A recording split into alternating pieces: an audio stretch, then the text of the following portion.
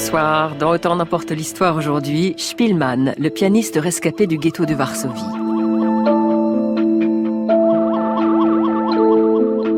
En janvier 1945, quand les troupes soviétiques s'emparent de Varsovie, la capitale polonaise n'est plus qu'un champ de ruines. Hitler, avant de l'abandonner à Staline, avait ordonné de la raser.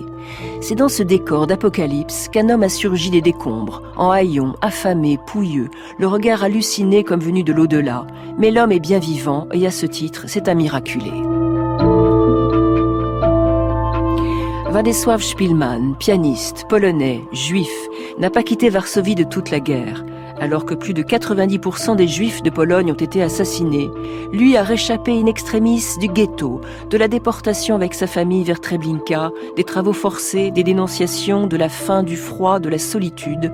Sa survie, il la doit au hasard. Une croûte de pain, de l'eau croupie, apparue quand la mort semblait avoir sonné, à la bonté de quelques personnes, polonais juifs, non-juifs et même un officier nazi, et sans doute aussi à la musique.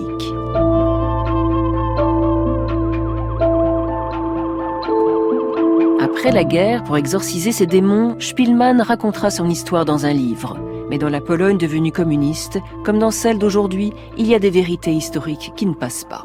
France Inter, Stéphanie Duncan, Autant en emporte l'histoire. Georges Mink, bonsoir. Bonsoir. Vous êtes un spécialiste de sciences politiques, directeur de recherche émérite au CNRS, professeur au Collège Europe à Varsovie, auteur de plusieurs livres sur la Pologne et sur l'Europe. Vous êtes d'origine polonaise.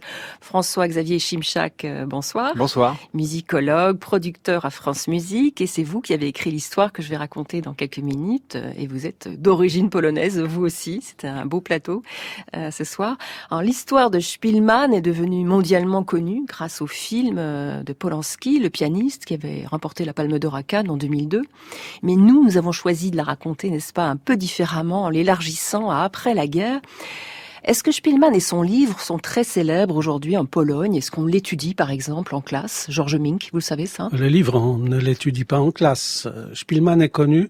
On ne les lit pas, mais on l'écoute surtout, puisqu'il a produit énormément de chansons best-sellerisées. Et donc, il y a des gens qui savent même pas que c'est lui l'auteur de la chanson, mais on chante ses chansons. Vous le connaissiez comment? Vous l'avez connu comment? À travers, moi j'ai de la famille en Pologne justement. Les premiers contacts que j'ai eu avec Szpilman, c'est justement à travers ses chansons, notamment une chanson que j'évoque dans la fiction, qui est l'autobus rouge, Czerwony Autobus, qui est encore chanté, chantonné, qui est très connu, qui a dépassé les générations. Et puis à travers le film, évidemment, qui m'a profondément marqué à tout point de vue.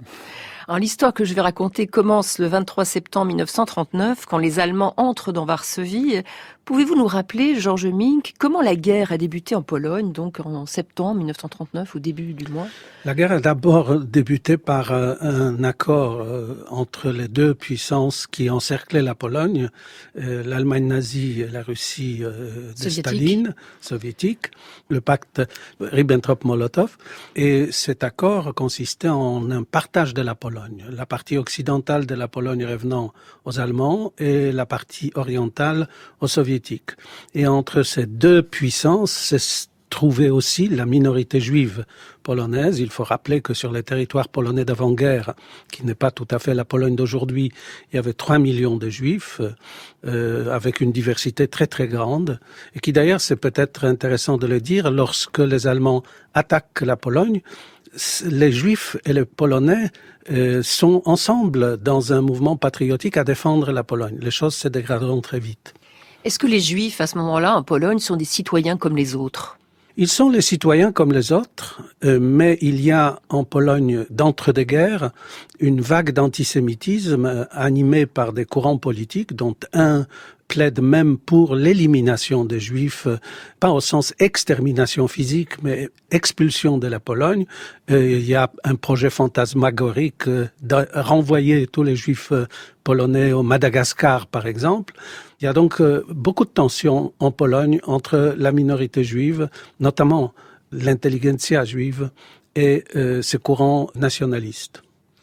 François-Xavier Tchemchak, qui est Władysław Szpilman en 1939? C'est déjà un pianiste classique, connu en Pologne, à Varsovie? Connu, oui, parce que depuis plusieurs années, il travaille à la radio, à Polskie Radio. C'est un pianiste de formation très, très solide. Il a été notamment l'élève d'Arthur Schnabel, qui est une des grandes légendes du piano au XXe siècle. Allemand. Et pianiste également compositeur. Il a reçu des leçons également en Allemagne de Franz Schreker. Et il écrit pour le cinéma. Il a écrit des musiques de films.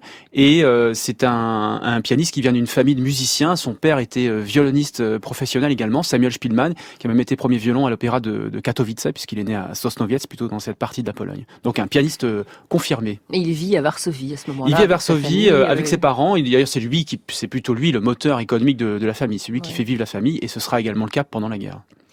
Georges Mink, François-Xavier Tchemchak, on se retrouve dans une trentaine de minutes. Tout de suite, Szpilman, le pianiste rescapé du ghetto de Varsovie. Un texte de vous, François-Xavier Tchemchak, écrit spécialement pour Autant n'emporte l'histoire. Réalisation, Cédric Ossire.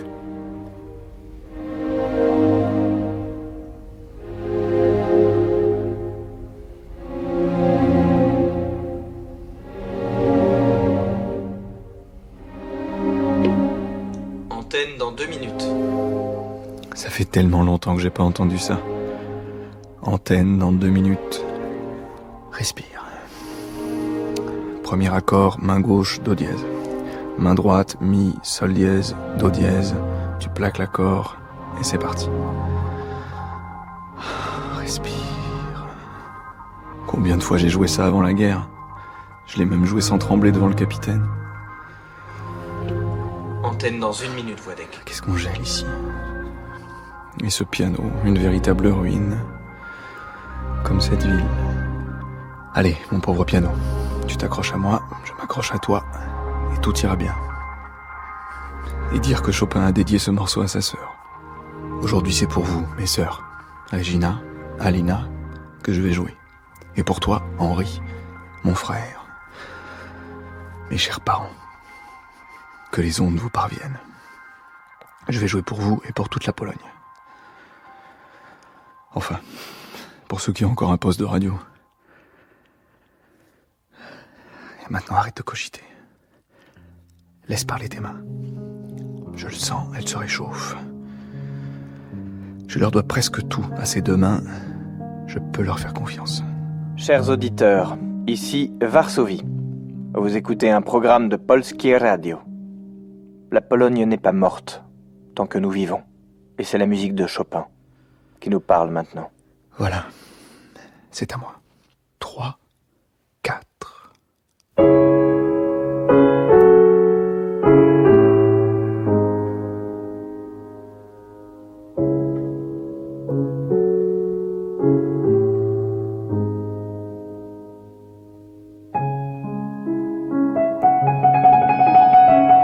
Varsovie, février 1945.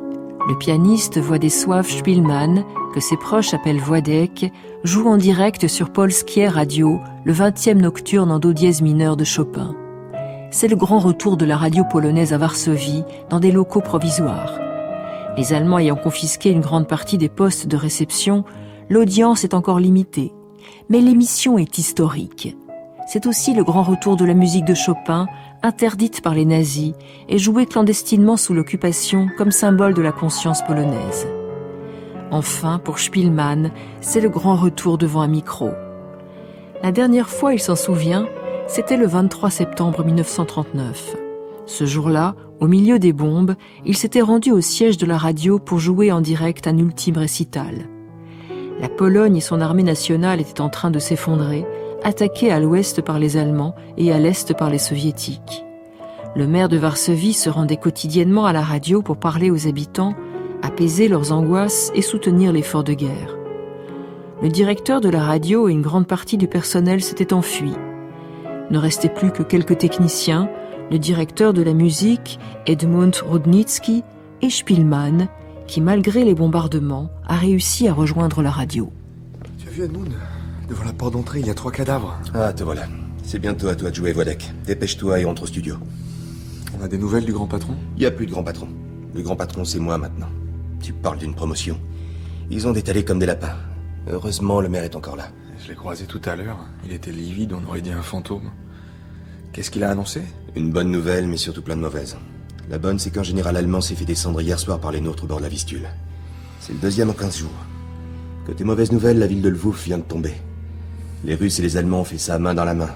Il paraît qu'ils défilent ensemble pour fêter leur victoire. Tout est foutu maintenant. Mais il reste les Anglais, les Français. Il paraît qu'ils ont traversé la ligne Siegfried. Tu te fies encore à ce qu'on dit? On nous avait dit aussi que l'armée allemande était sous-équipée, qu'ils n'avaient aucune chance contre nous. Mais c'est vrai, les Anglais et les Français, on peut toujours les attendre. Écoute Edmund, ce qu'on a de mieux à faire pour l'instant, c'est donner un peu de réconfort aux auditeurs, à défaut d'espoir. Ça les changera des marches militaires ou de l'hymne national joué en boucle. Ordre du haut commandement. Mais bon, pour ce qu'il en reste du haut commandement, le piano t'attend, Wodek. Et il nous reste encore un technicien. Allons-y.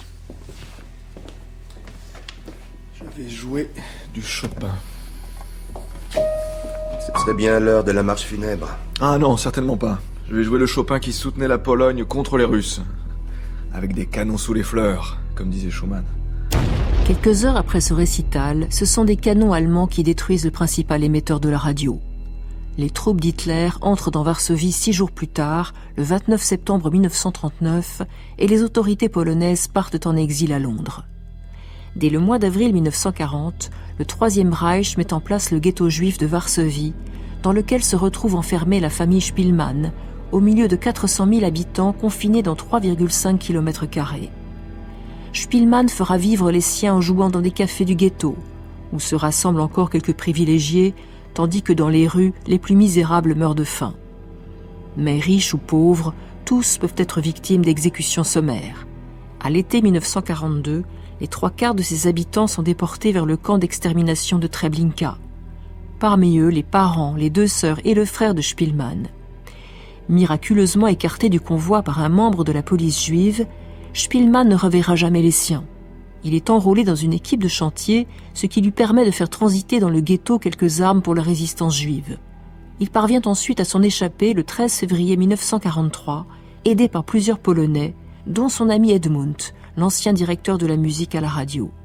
Spielmann devra désormais survivre à Varsovie, occupé par les Allemands, ballotté d'une cachette à l'autre.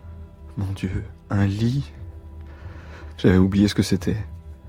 Un simple lit de camp, mais c'est un lit. Fini les sols gelés ou les tas de gravats. Et ce calme. Pas de hurlement des SS, pas de coups de poing, pas de cravache. Mais j'ai tellement faim. Il faut que je repense à la sonate. Il faut que je m'en rappelle. Mi, sol, sol, la. Non. Alors recommence tout. Alors, finale, presto, 5 bémol à la clé.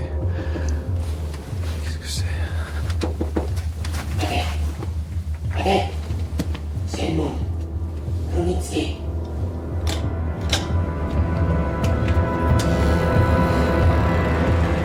Edmund.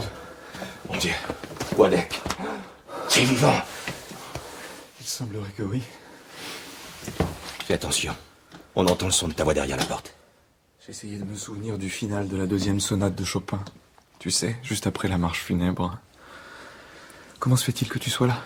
Tu es seul? Piotr Perkovski est le propriétaire de cet appartement, tu sais. Oui, j'ai même trouvé certaines de ses compositions dans le KGB. Eh bien, c'est lui qui m'a signalé ta présence. Tu vis là depuis combien de temps? 15 jours. Écoute, Perkovski m'a dit que tu ne peux plus rester ici, car il est obligé de trouver un locataire officiel. Les Allemands veulent recenser tous les habitants de l'immeuble. Alors j'ai une autre solution à te proposer. C'est un couple sans enfants qui habite tout près dans un rez-de-chaussée. Le type est ingénieur, pas souvent chez lui. Il m'attend en bas. Mais tu es sûr qu'ils ne vont pas... J'ai toute confiance en eux, tu peux me croire. Et tu les connais d'où? Par le cercle des musiciens polonais, un réseau dont fait partie sa femme. Elle est pianiste elle aussi, tu verras. Il y a même un piano chez eux. Tu fais donc partie d'un réseau? Écoute, j'ai pas le temps de t'expliquer et nous devons rester discrets. Toi surtout. T'as de quoi te raser? Parce que si on te voit comme ça dans la rue, on va te prendre pour un... Pour un juif? Dépêche-toi, Wodek. On t'attend en bas, à 100 mètres de l'immeuble. Tu mettras cette casquette sur la tête. Dès que tu nous vois, tu marches tête baissée, sans nous approcher. Et surtout, sans nous perdre de vue. Au bout d'un moment, moi je prendrai une autre direction. Et toi, tu continues à suivre mon ami. Compris? Allez, j'y retourne. Dépêche-toi. Attends, 2 secondes. Edmond, d'ici je n'ai aucune nouvelle du front. C'est confirmé pour Stalingrad? Les Russes ont gagné? Oui. Les Russes ont définitivement gagné la bataille. Et comment ça se passe dans le ghetto? C'est David contre Goliath. Des combattants juifs ont réussi à empêcher les dernières rafles, mais on dit que les nazis veulent tout détruire. T'as bien fait d'en sortir, Władek. Maintenant fais vite, on t'attend en bas.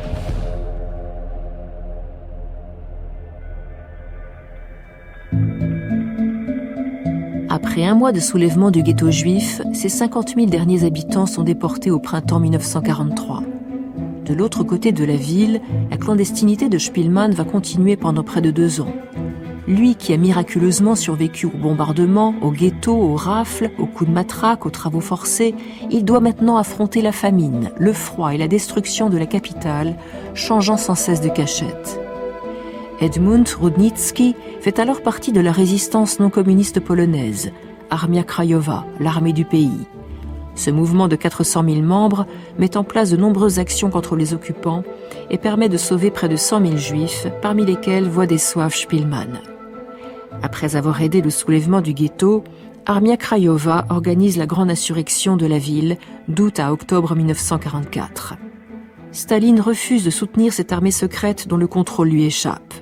Et lorsque ses troupes arrivent en septembre 1944 à l'entrée de Varsovie, il leur ordonne de ne pas intervenir pendant l'insurrection. Staline laisse ainsi les Allemands décapiter cette résistance qui aurait pu faire de l'ombre aux Soviétiques. Après l'écrasement de l'insurrection et sous les yeux de l'armée rouge, Hitler fait détruire méthodiquement un tiers de la ville encore habitée par les Polonais.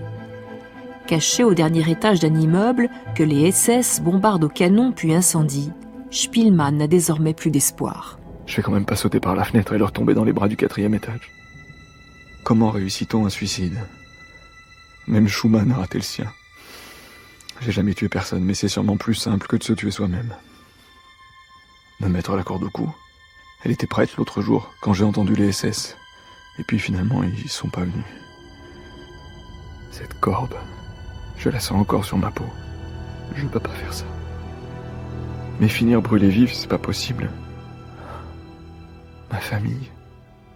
Comment sont-ils morts là-bas, à Treblinka? Il n'y a plus qu'une solution, les somnifères. 7 comprimés, ça devrait suffire avec le reste de la bouteille d'opium. 7. Le pianiste va jouer sa toute dernière gamme.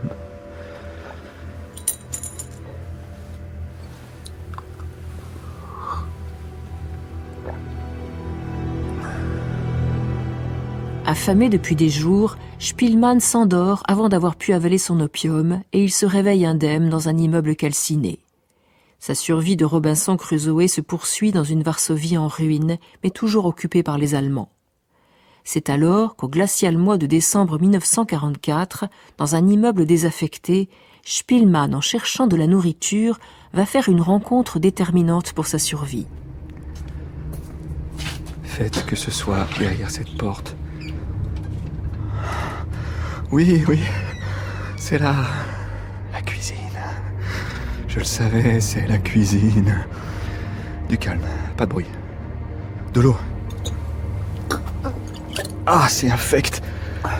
Encore pire que dans la baignoire.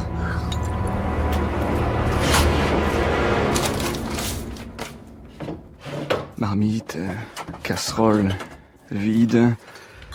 Et là, il reste plus qu'un placard. Laisse-moi deviner ce qu'il y aura dedans. Des verres vides, des livres de recettes, des menus de restaurant. Oh, mon Dieu. De la farine, du sucre, de la confiture et des boîtes. Haricots d'Espagne, le soleil dans votre assiette.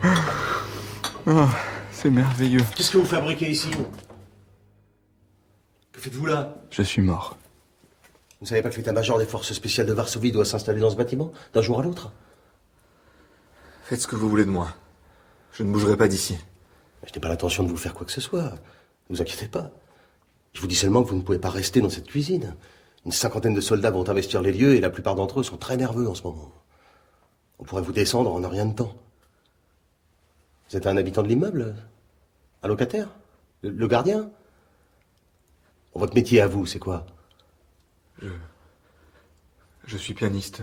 Pianiste? Il y a un piano juste à côté. Venez jouer quelque chose. Vous inquiétez pas, je vous assure. Si quelqu'un vient, vous irez vous cacher dans le garde-manger et je dirais que c'est moi qui voulais l'essayer, ce piano. Hein? C'est un piège. Ce type est un sadique. C'est sûr. Il veut me donner une fausse joie. En même temps, c'est la première fois que je vois un soldat allemand qui me parle. Qui semble me parler avec respect. Avec sincérité. Mais sur son uniforme, la petite croix gammée est bien là, avec l'aigle posé dessus. Et son grade, Hauptmann, capitaine. Un véritable être humain en uniforme allemand, ça pourrait donc exister. Scène hallucinante dans ce décor de fin du monde.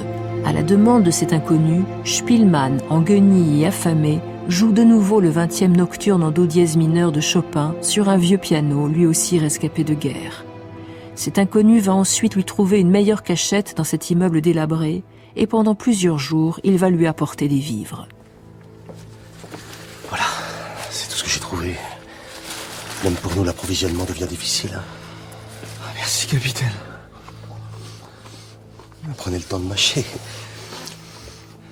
Comment vous sentez-vous? Je suis très froid. Surtout la nuit. La prochaine fois, je tâcherai de vous apporter une couverture. Et un de mes manteaux militaires, pourquoi pas. Bientôt, je n'en aurai plus besoin. L'essentiel, c'est que vous ne bougiez pas d'ici. En fait, je ne vous ai pas demandé, comment se fait-il que vous parliez si bien l'allemand? J'étais à Berlin pendant 2 ans, dans la classe d'Arthur Schnabel. Schnabel? Vous connaissez? Oui. Ah oui. Je suis organiste. Un petit organiste amateur, mais Schnabel, je sais que c'est un grand nom. Un génie du piano. Il a enregistré tout Beethoven, c'est exceptionnel. En 1933, il a dû quitter Berlin, comme moi. Et il est parti à Londres, mais je sais pas ce qu'il est devenu. Il est juif, lui aussi? Oui, lui aussi. Il est juif. Vous êtes marié? Vous avez des enfants? Non. Heureusement. Et vous avez des parents? De la famille? On les a transportés dans un camp, à l'est de Varsovie. Tous? Ouais. Je voulais rester avec eux, mais quelqu'un m'a retiré du convoi qui nous emmenait vers le train. Je leur ai fait signe, et puis je me suis enfui. Bientôt tout ça sera fini. Les Russes sont tout prêts. Vous devez tenir bon. Vous serez bientôt au piano devant votre public, et moi, je serai bientôt avec ma femme et mes enfants. Je vous le souhaite. Dites-moi, d'après mon petit calendrier, nous sommes le 5 décembre 44 aujourd'hui. C'est bien ça? Oui? Pourquoi? Eh ben, c'est mon anniversaire. Je suis en train de savourer mon gâteau d'anniversaire. Vraiment? Alors, bon anniversaire. Quel âge avez-vous? 33 ans. L'âge du Christ pendant son calvaire. Et vous êtes juif, comme lui. En plus, vous lui ressemblez avec cette grande barbe. Mais rassurez-vous, je suis certain que vous vivrez plus longtemps. L'officier allemand a raison. Les soviétiques prennent le contrôle de Varsovie en janvier 1945. Les Allemands fuient et les Alliés remportent la victoire sur le Reich au mois de mai. Spielmann reprend son activité à Polskie Radio, désormais aux mains des soviétiques. Il ne connaît toujours pas le nom de celui qui l'a sauvé. Mais un de ses amis lui apprend qu'il a croisé le capitaine allemand dans un camp de prisonniers non loin de Varsovie. Le capitaine lui a parlé de Spielmann, mais n'a pas eu le temps de lui dire son nom. Lorsque le pianiste se rend un peu plus tard sur les lieux, le camp a été évacué. Pendant ce temps, Staline réorganise le pays en éliminant ce qui reste de l'Armia Krajova. C'est sur l'armée du peuple, la communiste Armia Ludova, ou AL, que Moscou va s'appuyer pour mettre au pouvoir ses propres hommes. AL contre AK. Une nouvelle Pologne est en train de naître. En février 1945, juste après son retour à l'antenne, Spielmann retrouve Edmund Rudnicki, son ancien collègue qu'il avait secouru au péril de sa vie. Oh, ce café de blé, c'est vraiment écœurant. Quand je pense à ce qu'on buvait avant la guerre, les cocktails qu'on faisait à la radio. Et toi, Edmund, qu'est-ce que tu as fait quand la radio s'est arrêtée? Tu m'avais parlé d'un réseau. AK, Armia Krajova, la résistance. J'étais au service des transmissions. Nom de code, Konopka. Konopka, ça sonne bien. Mais je préfère rester discret là-dessus. Pas mal de mes compagnons d'armes ont eu des ennuis avec les rouges. Je tiens ma peau au Wadek. Alors regarde ça pour toi, s'il te plaît. T'inquiète pas, je dirai rien. Tu peux me faire confiance. De ma cachette, j'ai vu plusieurs de vos combats. C'était admirable. Ouais. Et aujourd'hui, on se fait accuser de trahison par des types qui ont laissé les Allemands massacrer. Bah, n'en parlons plus. En fait, te voilà responsable de la musique légère à la radio. Belle promotion. Félicitations. Ouais, je vais m'occuper des chansons populaires. Je suis ravi, j'adore ça. C'est pas du Beethoven, mais un peu de légèreté après toutes ces souffrances. Ça fait du bien. Et dois-je te vous voyez, monsieur le directeur Spielmann? Ou bien dois-je vous appeler camarade pianiste? Appelle-moi Władek, comme toujours. Je suis content de te retrouver, Władek. Et bravo pour hier. C'était très émouvant de t'entendre à nouveau dans la TSF. Ça grésillait pas mal, mais je trouve qu'il y avait beaucoup de profondeur et de mélancolie dans ce nocturne. J'ai pensé à tout un tas de choses pendant que je jouais. D'abord à ma famille, et puis à la statue de Chopin dans le parc Łazienki. À toute cette ville morte, à toutes ces ruines. Figure-toi que ce nocturne, je l'ai joué il y a peu de temps, devant quelqu'un qui m'a sauvé la vie. Devant un membre du réseau? Non, devant un Allemand. Spielmann raconte son histoire à Jerzy Waldorf, musicologue et journaliste polonais, qui donnera forme à son récit dans un livre publié en 1946 sous le titre « La mort d'une ville ».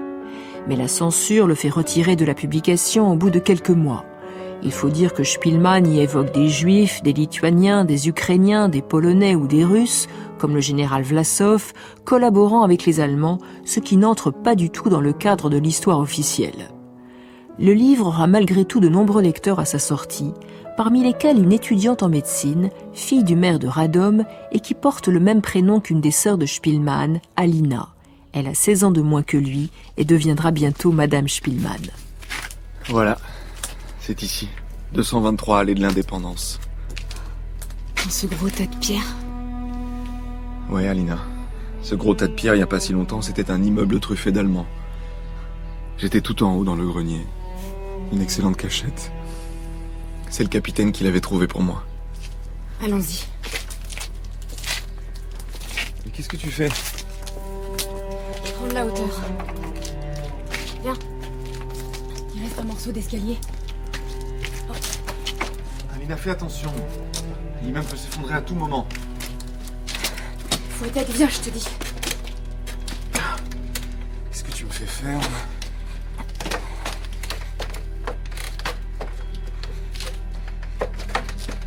Tu reconnais l'endroit? Oui, non. Il me semble que c'est ici que les Allemands avaient stocké leurs armes. Tiens, là il y a toujours la baignoire qui avait été remplie d'eau. Pour les incendies, elle aussi, elle m'a sauvé la vie. Et les boîtes de conserve? Ouais. C'était là, dans cette cuisine. Enfin, ce qu'il en reste. Tu vois, l'officier allemand était dans ce coin-là quand je l'ai vu pour la première fois. Je veux voir ta cachette. Alina, c'est dangereux. Attends-moi. C'est au 4e. Attention. Viens.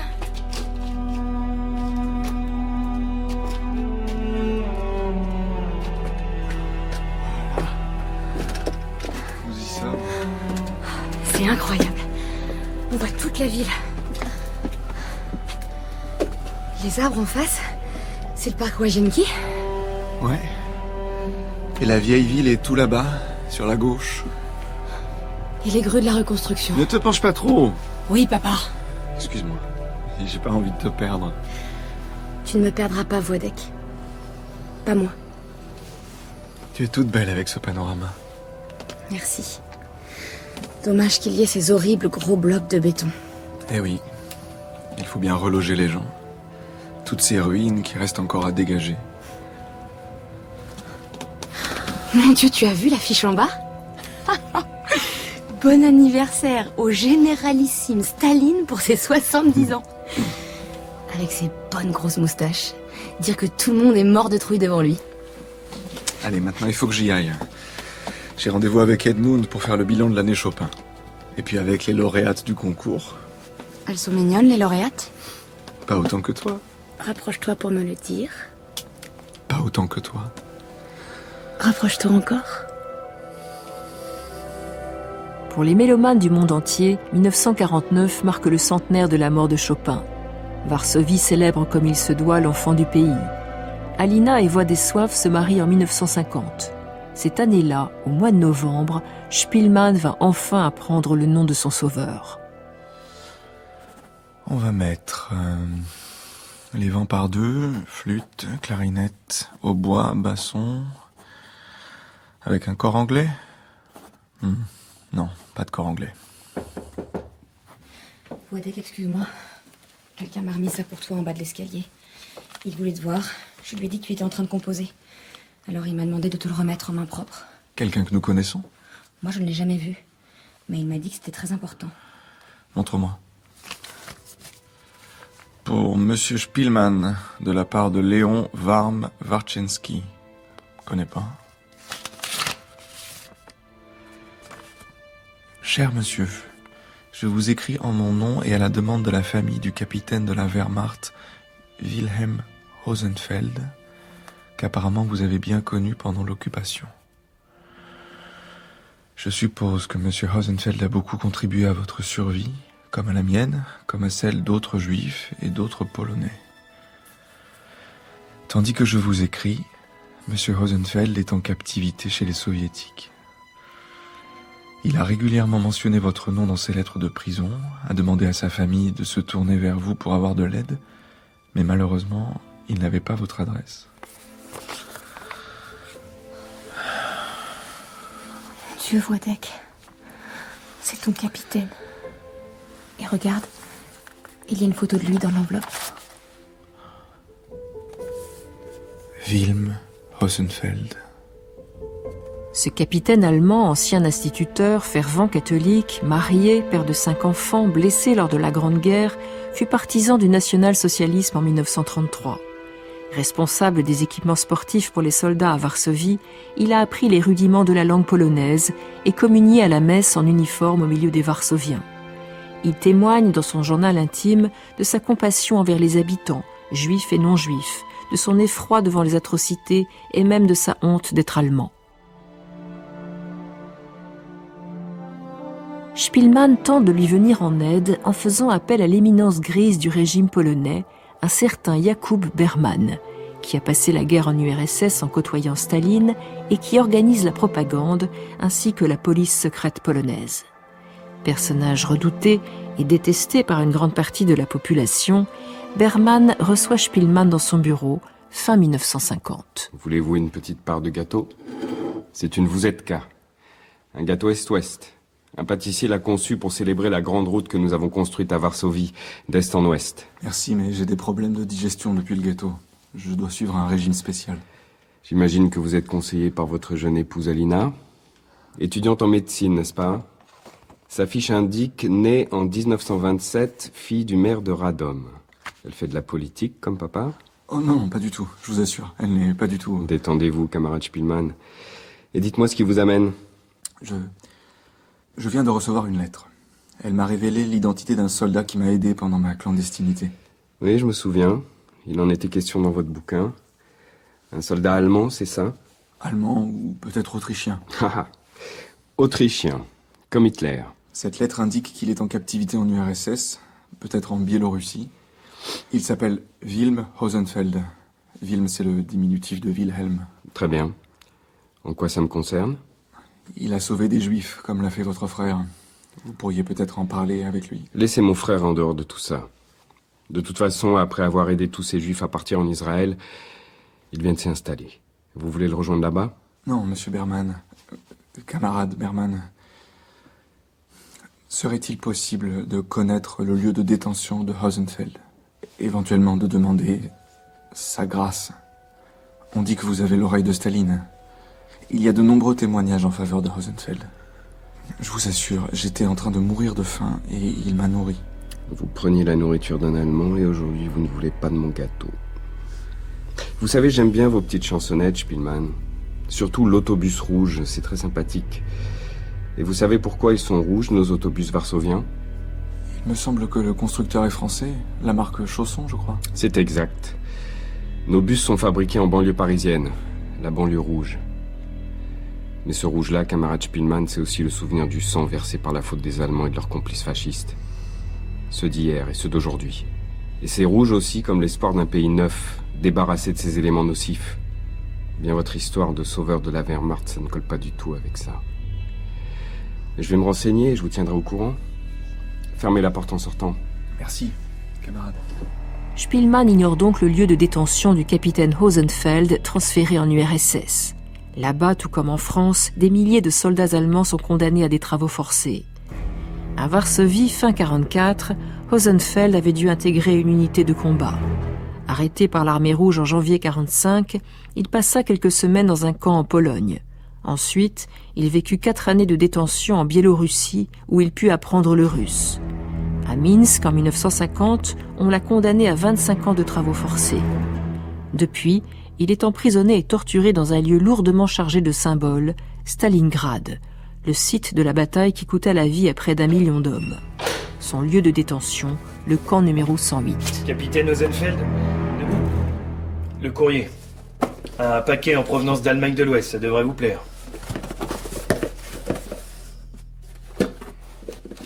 Quelqu'un a ouvert. Évidemment, quelqu'un a ouvert. Comme d'habitude. En quoi ça vous étonne? Je veux dire, cette boîte de conserve a été ouverte. Elle est à moitié vide. Je sais pas. Je suis pas responsable de la fouille du courrier. Et on n'a pas la chance de recevoir des colis aussi garnis que les vôtres. Tout le monde a faim ici. Et pas seulement les prisonniers. Sergent Lyukov, j'aimerais vous demander encore des feuilles de papier pour écrire à ma femme. Chaque prisonnier reçoit la quantité réglementaire. Et dépêchez-vous. Départ au chantier dans 30 minutes. Enfin, sergent, je peux à peine marcher. Ce sont les ordres. Vous êtes militaire, vous devriez le savoir. Vous avez détruit Stalingrad. Maintenant, il faut reconstruire. Molotov a dit que pas un prisonnier allemand ne serait libéré tant que cette ville ne sera pas debout. Il faut payer ce que vous avez fait. Je vous répète que je n'ai jamais combattu en Russie. J'étais en Pologne et j'ai protégé des dizaines de personnes. Et puis, je n'ai pas de nouvelles de ma demande de grâce. Pourriez-vous... Ça suffit maintenant, Hosenfeld. J'ai vu mourir trop de mes camarades pour me laisser attendrir par un hitlérien. Départ au chantier dans 30 minutes, sinon c'est le mitard. Et la prochaine fois, c'est moi qui bouffe toute la boîte.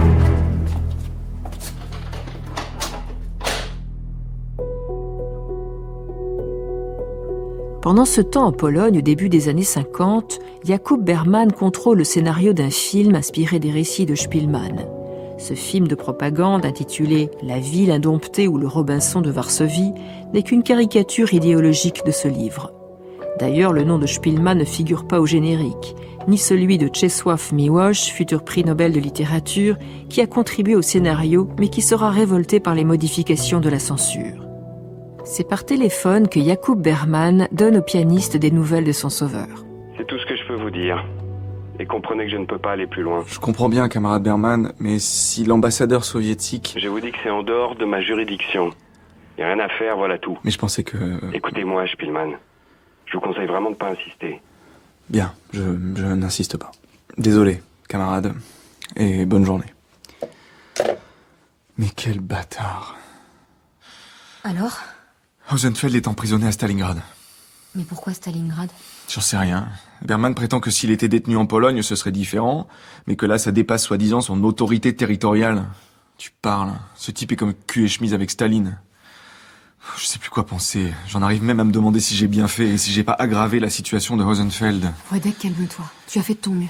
Tout ça est complètement fou. Ça me dépasse. Pendant que tu étais avec Berman, je suis allée voir le Robinson de Varsovie. Il faut que tu vois ça. Il parle vraiment de moi? Le héros est comme toi, mais en plus vieux, perdu dans les ruines de la ville. Il croise un piano dans les décombres, mais il n'en joue pas.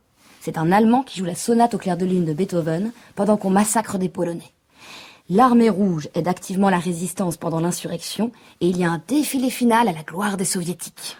Oh là là, n'en dis pas plus, je vois le genre. J'irai quand même le voir pour me faire une idée, et puis après qu'on n'en parle plus. J'en ai assez de ces histoires sur la guerre, le ghetto et tout ça. Il faut regarder vers l'avenir maintenant. D'autant plus, mon chéri, qu'à l'avenir, nous ne serons plus seuls à la maison.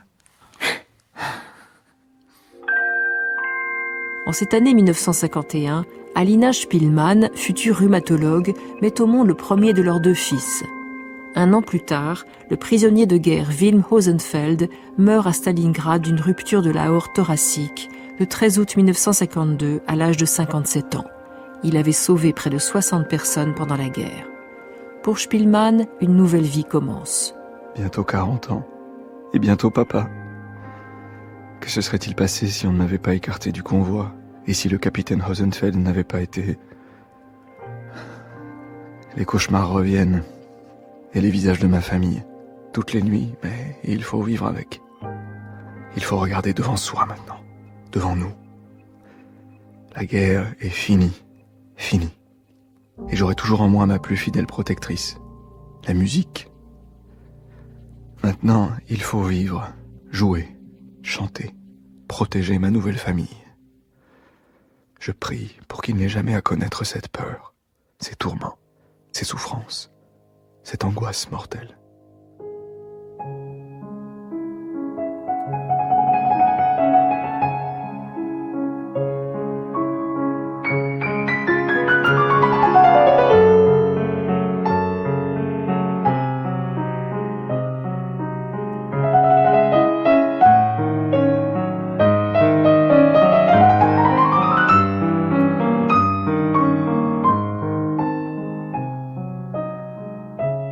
Szpilman, le pianiste rescapé du ghetto de Varsovie de François-Xavier Szymczak, avec Władysław Szpilman, Barthélemy Méridien, Alina Szpilman, Pauline Ziadé, Jakub Berman, Antoine Mathieu, Edmund Runitzky, Jean-Alain Velardo, Wilhelm Rosenfeld, Marc City, Andrei Youkov, Étienne Launay, la voix radio, Antoine Gouy, bruitage, Sophie Bissans, prise de son montage et mixage, Emmanuel Armin, Emmanuel Couturier, assistante à la réalisation, Romane Chiban, réalisation, Cédric Ossire.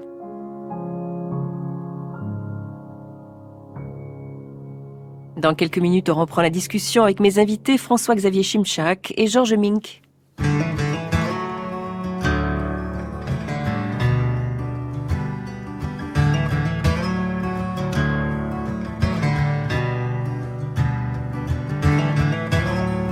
Autant en emporte l'histoire, sur France Inter.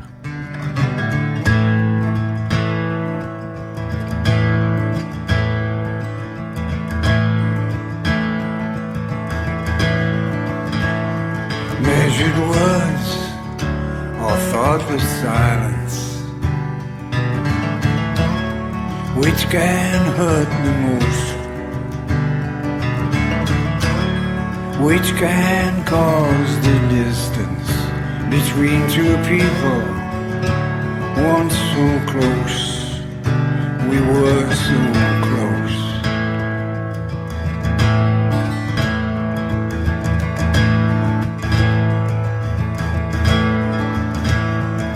The memories have all faded, just like they always do. We grew up and grew apart, found other dreams to be pursued, to be pursued.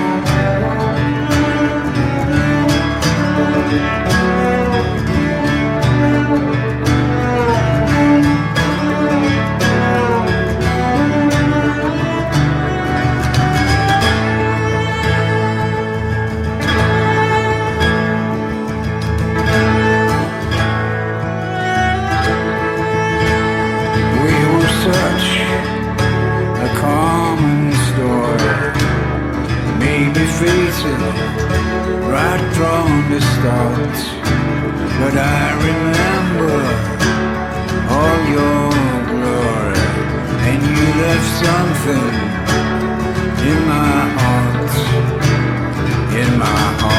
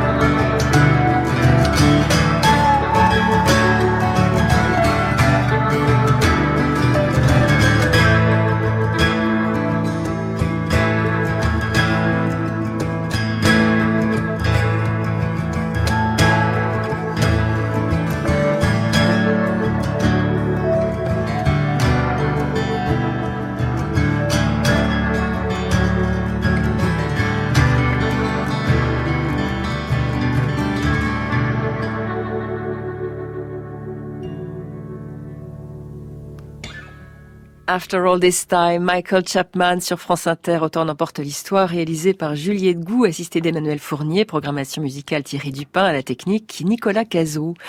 L'histoire de Władysław Szpilman est bouleversante, sans doute parce qu'elle montre à quel point la survie pour un juif en Pologne pendant la Seconde Guerre mondiale ne pouvait être qu'individuelle, et surtout à quel point elle a été exceptionnelle. Sur les 3,3 millions de juifs polonais d'avant-guerre, 2,9 millions ont été exterminés. Georges Mink. Oui, ceux qui ont eu le plus de chances de survivre, c'est pas tellement ceux qui sont restés en Pologne, mais c'est plutôt ceux qui sont allés à l'Est, vers l'Union soviétique. Au moment du pacte Ribbentrop-Molotov, il y a beaucoup de Juifs qui décident d'aller à l'Est. Et évidemment, le régime stalinien est dur, mais ce n'est pas un régime qui tue immédiatement suivant un plan préétabli. Mais il y a eu à peu près 250 000 Juifs qui ont survécu, qui sont revenus en Pologne et qui, malheureusement, pour la plupart, ont été à nouveau, alors là, victimes de l'antisémitisme polonais à proprement parler, parce que tout simplement, si on peut dire comme ça, les Polonais qui occupaient les biens juifs, les maisons juives, avaient peur du retour de ces juifs. Et donc, on a assisté à des pogroms qui sont maintenant connus.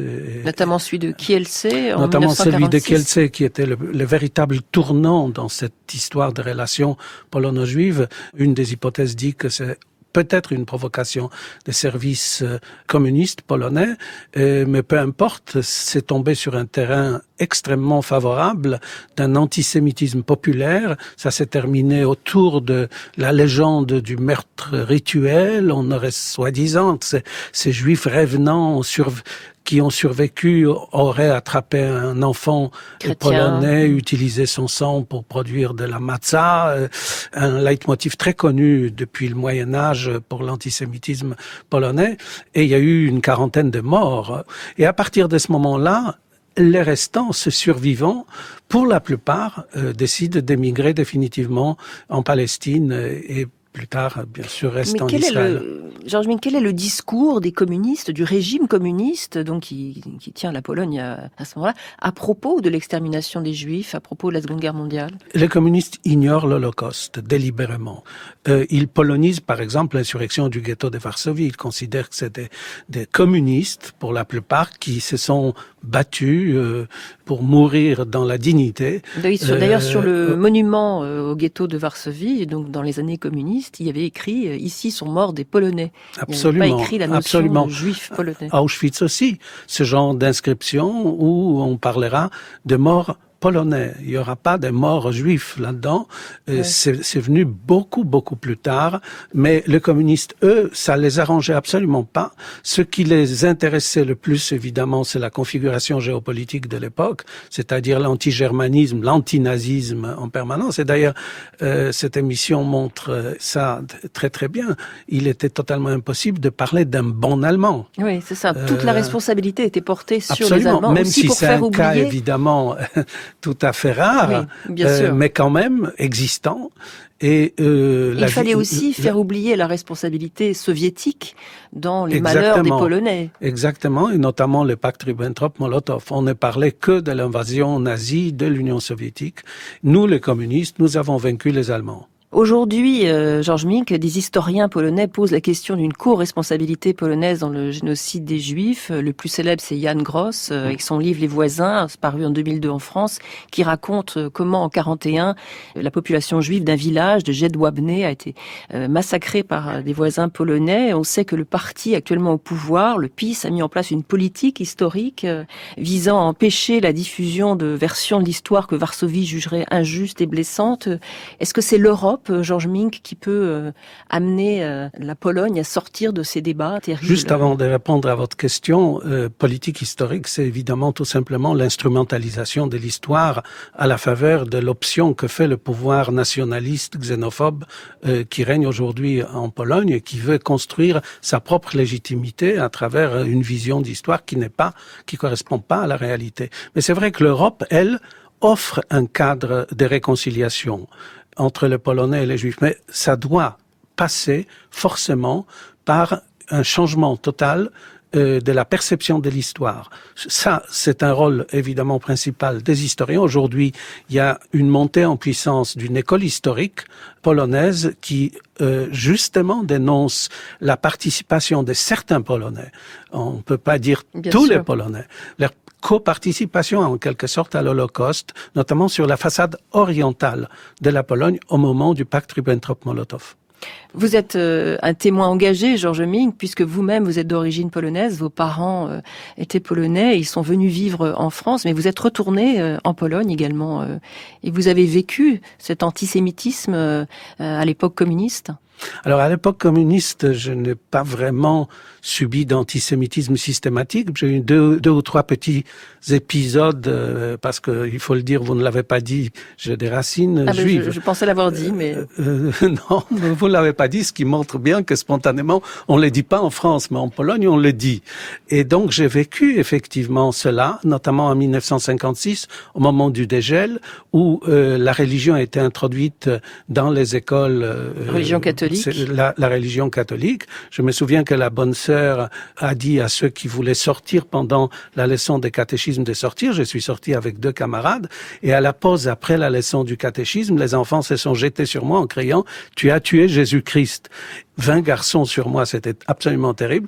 Mais mon copain de classe, qui lui aussi était d'origine juive, a eu la présence d'esprit de dire « Oui, mais c'est Jésus-Christ, il était juif, vous savez ». Et là, ils se sont reculés, ça m'a permis de me sauver. Ouais. Mais j'ai vécu ce genre d'épisode plutôt rarement. J'étais entouré d'amis polonais absolument pas antisémites. Voilà. L'histoire est complexe. François-Xavier Szymczak, Władysław Szpilman va avoir une longue vie sous le règne communiste et même après, puisqu'il va mourir en 2000. Il va avoir une vie plutôt heureuse. Musicien, une vie de famille. Oui, une vie à la radio, une vie de famille avec 2 enfants qui sont encore vivants aujourd'hui, qui témoignent d'ailleurs, surtout le deuxième fils fait beaucoup pour la mémoire de son père.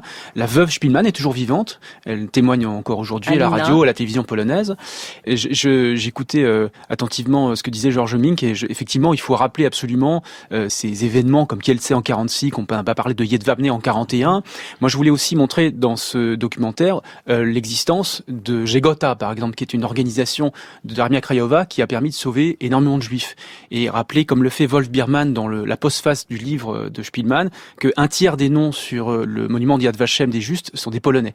Donc c'est vrai qu'il est question aujourd'hui de nuances dans l'histoire. Donc il faut nuancer. Yann Karski qui a tenté d'alerter le monde occidental. Et qui est rentré dans le ghetto, qui a témoigné. Voilà, Irena Zendler, il y a beaucoup de noms également de gens qui ont sauvé des juifs. Et le Szpilman, évidemment, en témoigne. Donc Szpilman, après la guerre, s'est fait connaître par ses chansons, et puis également par la création du festival de chansons de Sopot, qui est connu encore aujourd'hui.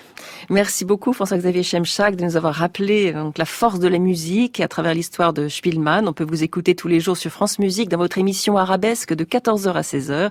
Et merci Georges Mink, vous êtes l'auteur notamment de La Pologne au cœur de l'Europe de 1914 à nos jours, paru chez Buchet-Chastel. Et je signale que la revue Esprit de mars est consacrée à la Pologne d'aujourd'hui et bien sûr à lire le livre de Szpilman, Le pianiste, disponible chez Pocket.